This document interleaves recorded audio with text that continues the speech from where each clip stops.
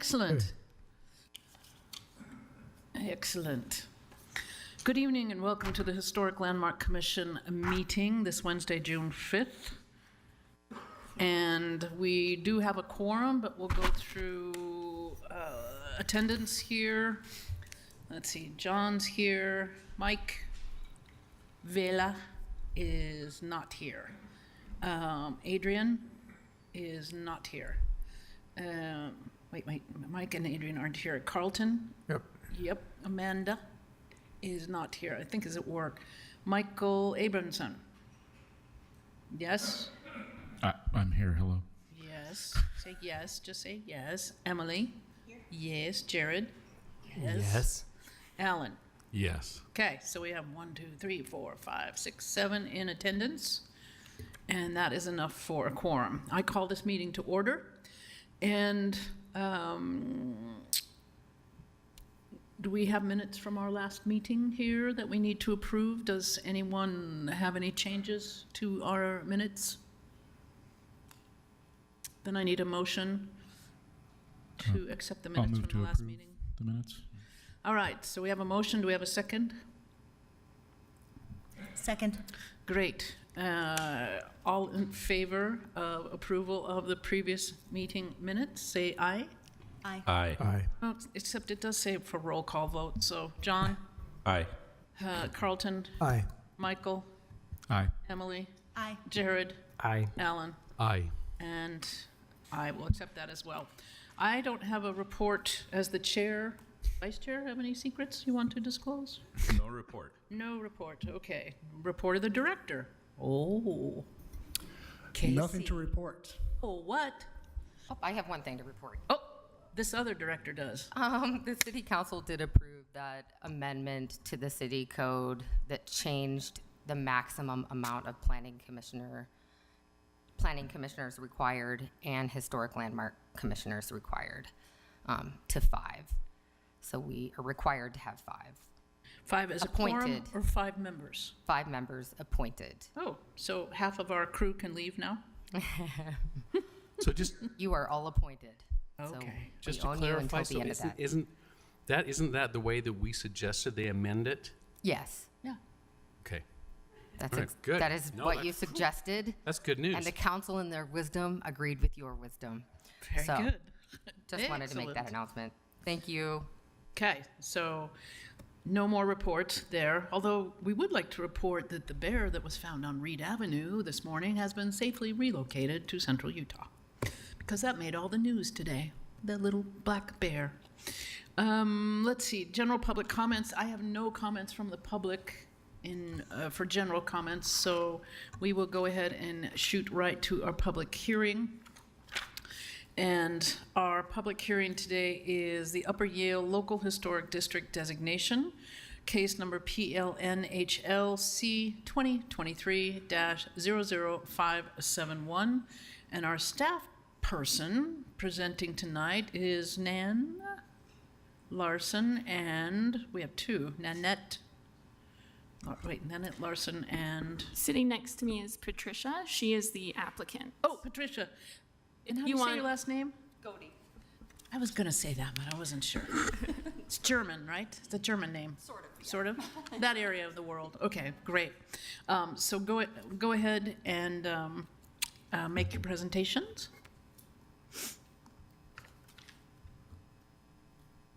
Da, da, da, da, da, da. Do I just need to, Michaela, just press the share button once and it should work? I don't know. Oh, shoot. Well, while we're waiting for that, I'll tell you what this is all about. Patricia is a property owner in the proposed local historic district and has submitted a petition to designate a new local historic district within the Yale-Crest neighborhood of the city. The proposed boundaries of the Yale-Crest Upper Yale Local Historic District are approximately 1802 East to 1885 East along Yale Avenue. The request is before us because the local historic district designation process requires the commission to hold a public hearing and forward a recommendation to our esteemed city council, which has final decision-making authority on this type of request. And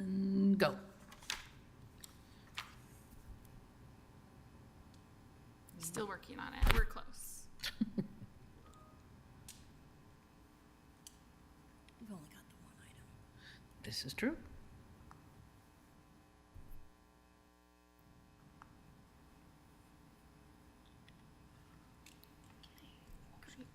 Okay, thank you.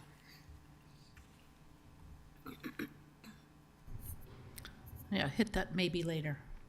We'll learn about whatever Thank that you. was. All right, the Yellcrest Upper Yell Local Historic District designation.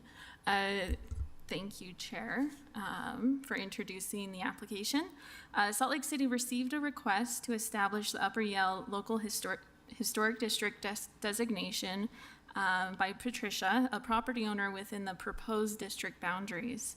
Staff is recommending that the Historic Landmark Commission forward to the City Council a recommendation to adopt the proposed local historic district.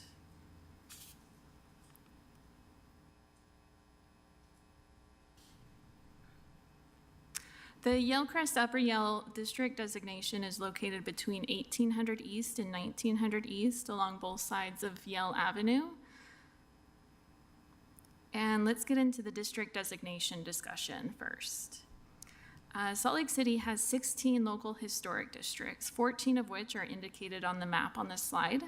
The two other districts were recently adopted by City Council and include Princeton and Laird Heights, located directly below Harvard Heights, indicated on this map. So it'd be on the lower right-hand side of this map.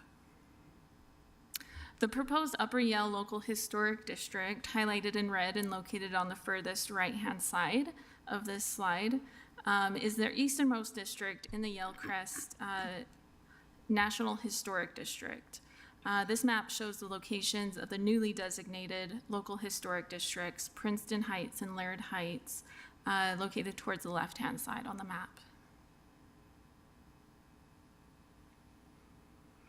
The Yellcrest National Historic District was listed on the National Register in 2007. Since 2007, 7 local historic districts have been established in this boundary. The Yellcrest National Historic District has the highest concentration of period revival homes in the state of Utah.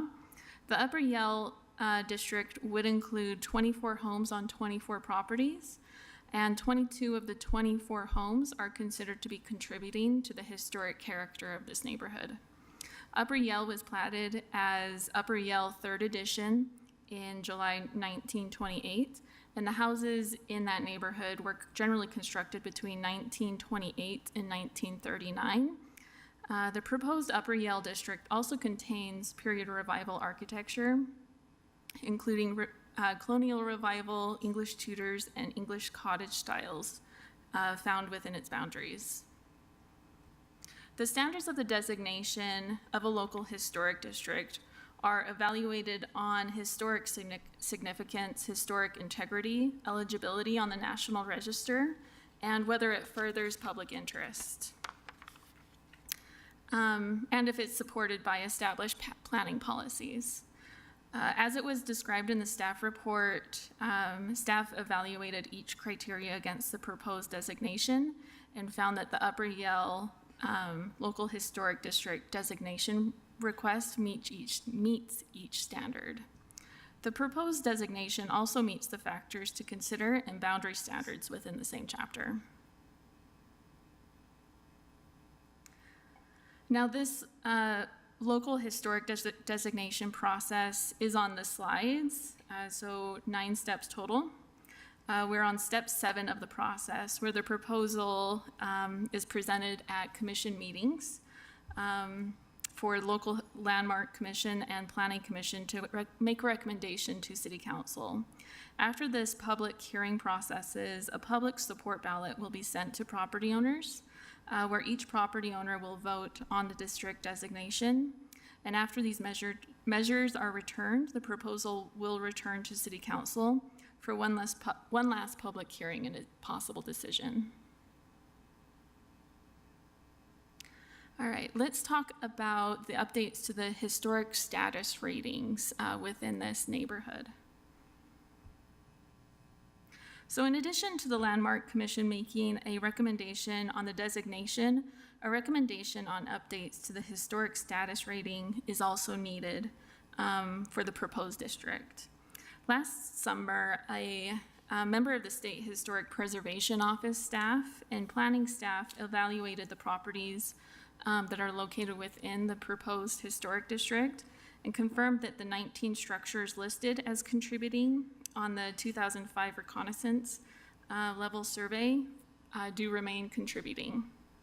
The State Historic Preservation Office staff also identified 3 structures that were originally listed as non-contributing, but now contribute to the historic character of the neighborhood.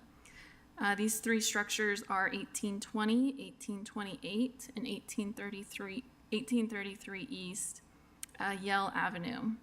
1820 East was determined to have the non-contributing status issued in error on the survey. The other 2, 1828 and 1833, do have alterations that the State Historic Preservation staff had the opinion that the alterations did not warrant a non-contributing status and didn't alter the structure's character-defining features. These alterations were also considered generally to be reversible. All right, so the recommendation. Staff is recommending that the Historic Landmark Commission forward to the City Council a recommendation to adopt the Yellcrest Upper Yell Local Historic District and the changes to the historic status rating described in the staff report and in this presentation.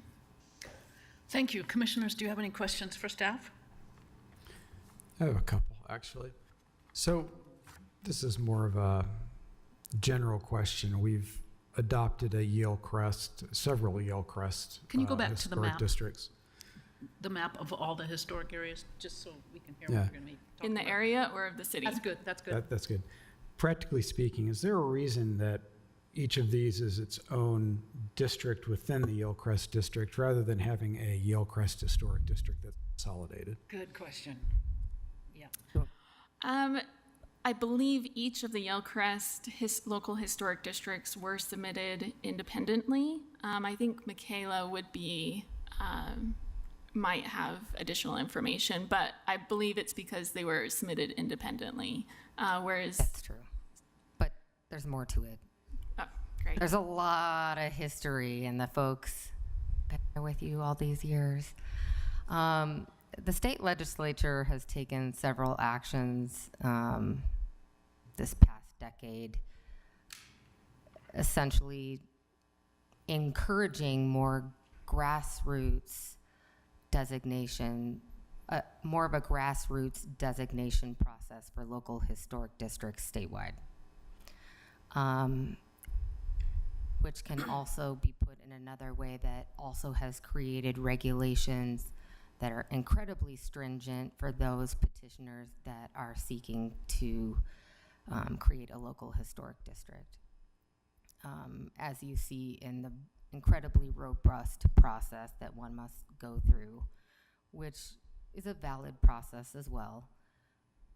So therefore, what the result of that means that not only does a local historic district have to have enough integrity to be a local historic district, the city puts on other factors to consider to become a local historic district, but because there is a balloting process, the result is that we will see smaller local historic districts because of the balloting process. If there's not a majority in support of a local historic district, there's like I can't remember if it's 3 or 4 year cooling off period that would occur. 4, I see a 4 back there, they know. Goofy. So you have to be quite successful when you're putting forth a local historic district. Just logistically That's speaking, just a bit of a summary, yes. would it be possible for a group of individuals or residents that are looking to form a local historic district to petition to join an existing one rather than creating a new one, or is that not commensurate with the process? Or the logic to me is, why doesn't the city override or step over this and say, this is a whole historic district. People ask me all the time, why is it just this one street? Why is it just these 24 houses? Like, I don't know, because they're all gorgeous in my mind. They all need to be saved. I mean, at the end of the day, whether one is called Harvard Park and one is called Upper Yale really is relative, right? It's the process itself and the balloting process and the number of ballots that have to come back just for a city council simple majority Yeah.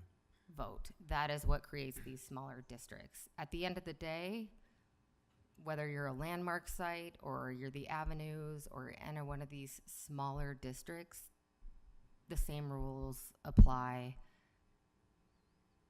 to any one of those structures, if that's helpful. Yeah, I was just curious. I mean, from a practical standpoint, it doesn't matter for purposes of the Sure. historic district.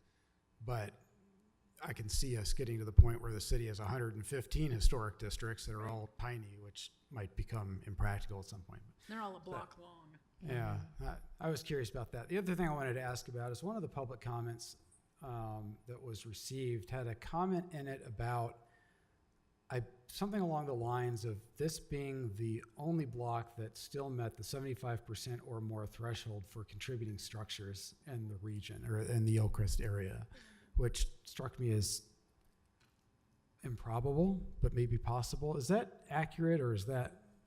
I don't think that's accurate. Okay. I think there's a few other streets Okay. that do have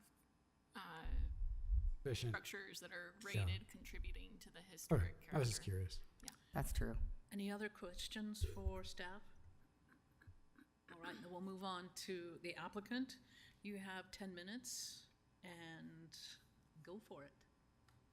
So first, I want to express my gratitude. Thank you for letting me. Bring that close to you. I Almost don't in know your if I mouth. can move it. There we go. Oh, I see. I don't want to spit on it, but Anyway, I really appreciate the opportunity to be here to present to you and talk to you about this process that we've gone through. I'll start out by saying that this has been a long process, but it's been interesting because I'm not going to go over this because Nanette's done a really good job of summarizing it. But one of the things that really was an incentive to get this through and to get property owners their comments is really, how do you feel about your community? And there's a lot of hearsay and everything, but we talk to everyone. I'm sure there are some people that are not in favor of this on our block. I'm certain of it. But we really wanted to get the neighbors together to make that decision, to have a voice and decide really what is this important to you or not. So I also know that there was one of the comments on the application, the feedback about the expense of updating things like windows. And these are objections, of course, on behalf of the property owners. So we made it through the process. We got to know our neighbors, and the neighbors came together and decided to move forward with it. We got our signatures. We talked a lot about it with each other. We had our property owners meeting, and Nanette, thank you, and your team. You were kind enough to provide 2 opportunities for us to get all the property owners together. If we go to the next slide.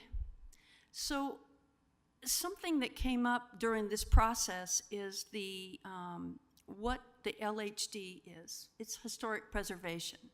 But there's some misconceptions out there as well. What we emphasize and what we all agree on is that it's to preserve the historical aspects of Salt Lake City neighborhoods and get property owners to make decisions, yay or nay. I just talked about that a little bit.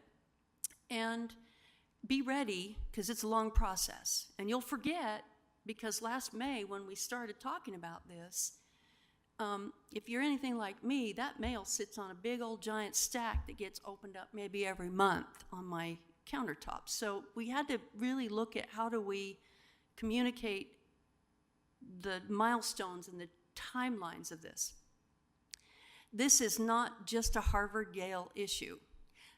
This is a Rose Park issue. This is a Salt Lake City issue. We are sitting in one of the landmark buildings that were preserved. So what this initiative is not is a means to circumvent the city plans that really encourage that social and economic environmental sustainability. We're not trying to, derail those plans, because nobody in that neighborhood wants to, everybody in that neighborhood wants to look for affordable housing as well. I made a couple of notes because I was talking to Nanette, and along the lines of the not wanting to impede the city plans for affordable housing, I wanted to point out that there's actually a duplex on that block that is contributing. There's also a single family home that has an ADU for additional residents they could rent to. And there are 2 homes on that block that have been remodeled and are considered contributing still. So it can be done, and we recognize that this issue of affordable housing is here in the city. If we go to the next slide, this one, this is a demographic slide. I just wanted to give you a kind of a snapshot of what the demographics look like on that block. So 9 of the 24 property owners have children that are actually under the age of 18, and I would say 6 of them are in elementary school. They attend the local public schools in our area. They have a strong commitment to preservation. It's not just the local historic district. One of the neighbors on the block actually bought a home 2 years ago. The sellers of the home had multiple offers, and they sold that home to these neighbors because they committed to not painting the beautiful red brick that was a specification home by that Inner West Brick. Original, beautiful brickwork. Please don't paint it white. There's too many white houses in that area and the other areas. They kept it that way. They were also able to remodel the inside of the home to meet their specifications. So this does not affect, the LHC process does not affect the inside of your house. It's the front-facing, street-facing integrity of the block. We kind of know that. What? We kind of know that. Oh, okay. I'm just going through the motions. I mean, I know you guys really do know it. You know, about half of our hearings are about painting brick. Oh, I'll bet. There's a lot of it going on up there, so. Okay. And the other thing that this LHC process has provided is we really want to maintain a safe neighborhood. You know, it's not about the streets that need to be repaved. It's about, maintaining the preservation and the history of that neighborhood. Okay, so I mentioned a few of the concerns and objections, and one of the things that came up is the cost of renovations. Now, I was also talking to Nanette. There are tax incentives and stuff that we need to do a better job of kind of putting forth to our neighbors and the property owners. I don't know the details around that, but it's one of the things that on my list. And then I really encourage the property owners to take the time to talk to the city staff. Nanette's been very easily available. Sometimes I think I take advantage of your time, but I really appreciate it, just so you know. In the very last slide, I promise, this is really just a slide that, it lists these bullet points, but I think these bullet points capture really what the community is talking about, what they really want. And they want to belong, and they want to connect with each other. They want to be a part of this community. They want it to be fair, back to the ADU question, and they want to promote that kind of collaboration and with respect for the neighborhood and the areas and each other, as well as really maintaining some of this cultural heritage that we have that's unique to that area. That's all I have, and I thank you very much for your time. And I guess questions, I don't know. Any questions? Nope. All righty. Thank you. Thank you. Now we will open, do we have anybody from the community council here? No. Any member of the public who wishes to speak? Me need to have a little white card. You would have filled it out. Doesn't look like anybody's going to do that. Okay, so we don't have any in-person comments, so I guess I'm going to close the public hearing. And I don't think we have, oh, you do have cards. Oh, then I'm going to not close the public hearing. Come up here, bring those, come. Sure. Yeah. It's okay. It's okay. Just give me that here. Are you together, you two? Okay, why don't you go fill out a card, and you can bring that up to me, and we'll start with Art. Art Swindle, will you come up to the microphone and speak for 2 minutes? You are saying you are in support. Thank you, dear. Thank you very much. I've lived on the street for 30 years, but grew up in the neighborhood as well, and really love the Harvard-Yale area and the community that I feel there. So I think Trish explained it very well.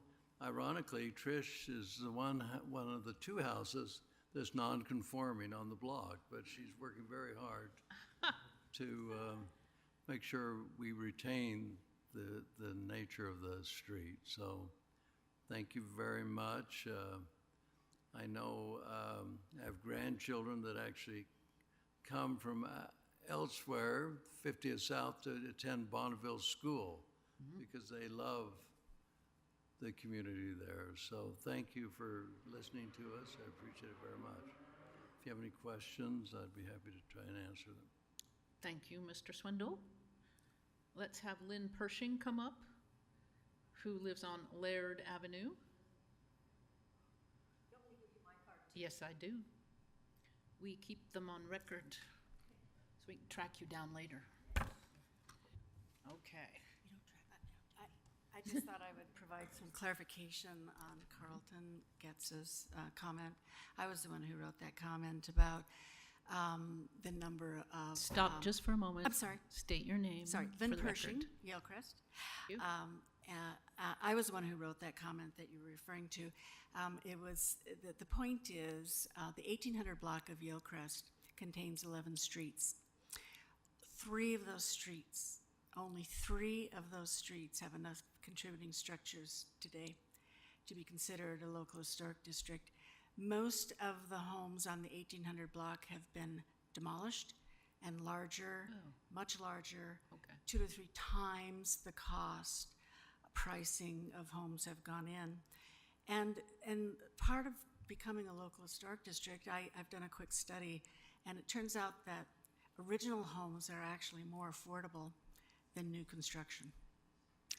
And so saving these historic structures, and they're not all large homes. There are homes of all different sizes on this street and throughout Yalecrest. Some are very small, but they're exquisite gems of architectural significance. Anyway, I wanted to clarify that. Of those 3 streets that remain on the 1800 block of Yalecrest, it goes from 1300 to 1900. 2 of those streets, Sunnyside and 13th South, are primarily rental homes. And the Yale Avenue street is actually primarily property owners. And as I said, some of the homes on this street are considered affordable on the East Bench. And I think that's wonderful to preserve affordable housing. But I'm most proud of that duplex on the corner with polychrome brick that contains that green brick. It has been rented from the day it was built, and it continues to be a great rental property for people in Salt Lake. Thank you. Thank you. All right, and Tony, what's your last name, Tony? Leighton. That's it. Come up here, please. State your name for the record. My name is Tony Leighton. I live at 1850 Yale Avenue, right in the middle of the block, and have lived there for 44 years. And I know other neighbors. I'm one of the longest-term residents. I know the Jackson family a couple of doors away. I think they'd already been there about 4 years when we moved in. But anyway, I just want to say I'm very supportive of this, and hope that you will forward it for approval. Thank you. You. Any other comments from the public? Are there any emails, staff, that need to be read into the record that aren't already there? Nothing. All right. Then I'm going to close the public hearing. Applicant, I would think you would not have any rebuttal to any of those positive statements? No.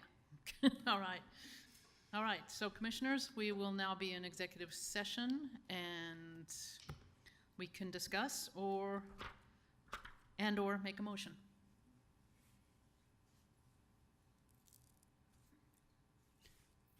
If no one has a comment, I will make a motion. Okay. Did you want, Emily didn't? I like it. All right.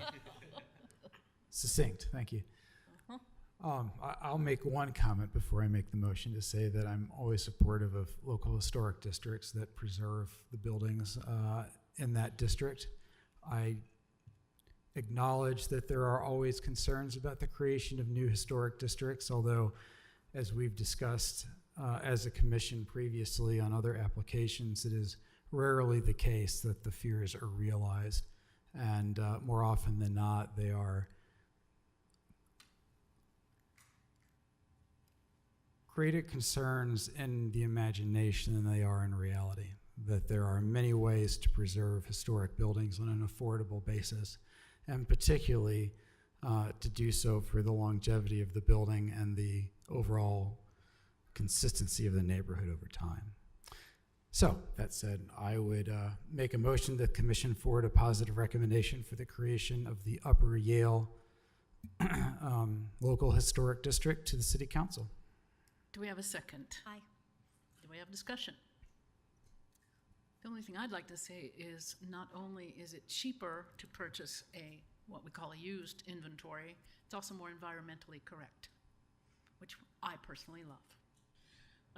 Well, then let's go ahead and do a vote on Upper Yale Local Historic District designation, PLNHL C2023-00571. John? Yes. Hold on. Carlton? Yes. Amanda? Is not here, sorry. Michael? Aye. Emily? Aye. Jared? Aye. Alan? Aye. And I say aye. It passes unanimously. Congratulations. You are now almost a historic district. All right. Oh. Yeah, the planning commission's much tougher. Yes. All right. So I think that's all we have tonight. Nothing else? Meeting is adjourned. Thank you all. Thank you again. No, thank you. Okay.